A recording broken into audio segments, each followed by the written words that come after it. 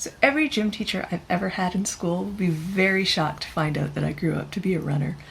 I started running as a method to get from point A to point B when I worked at a call center in St. John's, Newfoundland, which has no night buses, and I had the night shift. So the cheapest way to get home on the regular was to just run.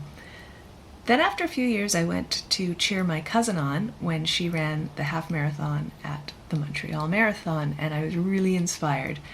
So I signed up, and running has since become a really big part of my life.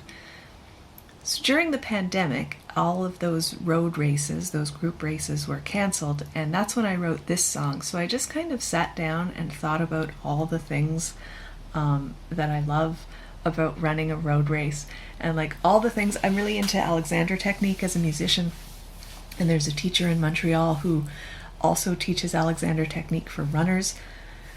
So I, have all of these things in my mind when I'm running, and I spend a lot of time thinking about. So I was just like, what are all the things that I think about? I couldn't run. It was pandemic times. There was all this stuff in the news about young people dropping dead of heart attacks because they had COVID and didn't know it. So my husband was like, please don't run right now.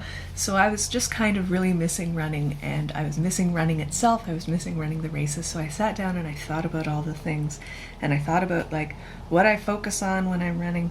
I thought about that feeling when you're running a really long race, and it's like, am I really prepared for this? Like, did I do all the right things? Did I eat the right breakfast? Did I eat the right thing last night? Is this going to be okay? Like, is this race still happening? Why did I do this to myself? Why would anybody do this? This is a dumb thing to do.